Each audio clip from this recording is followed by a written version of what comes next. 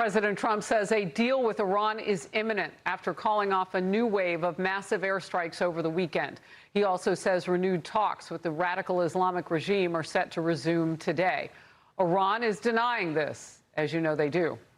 The president remains optimistic about a potential deal focused on reopening the Strait of Hormuz and no nuclear weapons for Iran. Here it is. Now what we're doing is we're talking to them in the form of a negotiation. We'll see if it's sure. I'd love to do that. Save a lot of lives, save a lot of unnecessary power, to be honest with you. It'll take many, many years to ever build it back. If it could, I don't think it would be even buildable back. So there it is, the very latest from the president. Lucas Tomlinson is at the White House. Lucas. Well, good morning, Harris. This is at least the fifth time since April that President Trump has turned off the launch of major airstrikes on Iran, but that could only be temporary after President Trump just a few seconds ago took to Truth Social to post that he's calling Iran duplicitous, saying after the Iranians said that they would only be dealing with Oman, not the United States. So it looks like talks are off right now, and President Trump saying in part, nothing gets through to Iran unless we want it to, and nothing will get through unless a deal where total surrender is accomplished. So that means airstrikes could be on the menu, in fact, as soon as this evening, perhaps. We'll have to ask the president. We talked to him at 1:30. Some Republicans, Harris, are dubious about any talks with the Iranian regime. He had the guts to finally say, after we had presidents that sat there and appeased Iran, he finally said, you're not going to have a nuclear weapon. You're not going to continue to kill Americans. So he had the guts to do it. So I know he's given diplomacy a chance. Do I believe it's going to work? Probably not.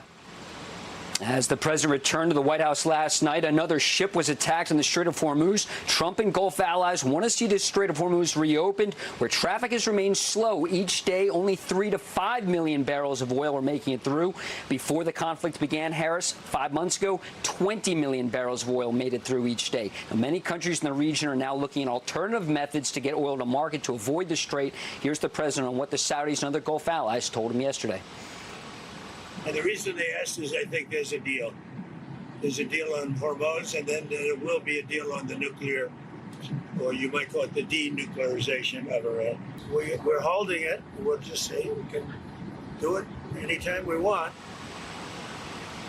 Last week, Ukrainian President Volodymyr Zelensky told our colleague Brett Baer Russia is enjoying seeing this prolonged conflict now stretching over 5 months now, because that means the U.S. is focused more on the Middle East, sending more weapons and forces there. It means Ukraine is getting less help. Harris? Yeah, but they're doing test votes, as we saw last week, on the Russia sanctions deal. So obviously the White House can do more than one thing at a time. Look, I want to follow up. We had, even in your story there, word from the president that a deal, was imminent, so on and so forth. And moments ago, you caught on Truth Social.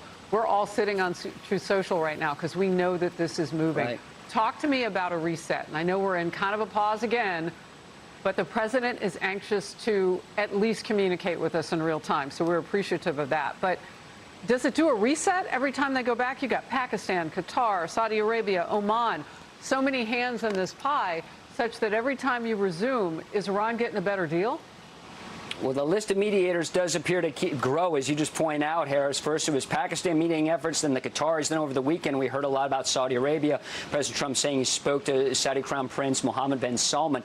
But what President Trump just posted on Truth Social, we'll have to follow up on this at 1:30 in the Oval Office, is it appears that the talks are off after Iran said they're not interested in any kind of talks with the United States or diplomats. They only want to deal with the Omanis. And that's why President Trump said either a deal or total surrender. It's worth looking at that one more time, Harris. Perhaps the control room could put that on the screen again. President Trump is using language like total surrender once again, so it does appear that talks are off. Yeah, nothing gets through to Iran unless we want to. He's referring to the naval blockade there. Nothing will get through unless a deal or total surrender is accomplished. So it does appear that airstrikes are back on the menu, back on the table, Harris. All right, but we don't know when, and the president there communicating in real time what's happening. Oman is definitely on the list I read, just not solely on that list. So that's interesting. It feels like the ball is moving. The president's keeping us posted, and so are you, Lucas. Thank you very much. In focus with me now, Matthew Whiz Buckley, retired Navy Top Gun fighter pilot and founder of the Sacred Warrior Fellowship. Great to have you. So, again, talks are off, which is in the last couple of minutes there. What does this tell you about what's going on? Because normally, you know, you're at, what, 45,000 feet, maybe even higher than that in a jet, and all these things are getting worked out on the ground. But you're watching it on ground level with the rest of us now. What does your experience tell you? Well, Harris, you all just used the word reset. The only people that are resetting are the Iranians and the Iranian forces. Last week, it was reported widely that China was allegedly delivering 400 man pads, right? Portable air defense system. It sounds like, according to some of my sources, Harris, that back in April, remember the Easter rescue of the F-15E Strike Eagle crew was potentially shot down by a man pad provided by China. So this is a reset only for Iran. Harris, we're looking for diplomatic solutions with people that don't understand diplomacy. They only understand force. So that's why you can see the frustration with the president is these ain't Manhattan real estate developers. These are radical Islamic terrorists that want to fight to the end. And only reset is for them to rearm.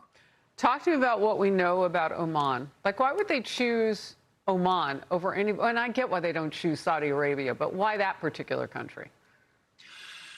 Well, Harris, I've sailed through the Strait of Hormuz a bunch of times on a couple aircraft carriers, and Oman's on the left side, right? If they want to do some sort of, Garden State Parkway or Sopranos, it's going to be the Iranian on the right and Oman on the left. So they're going to try and join forces there. But the president has said repeatedly that's simply not going to happen. We're not going to allow that either. That is so fascinating. You're talking geographically.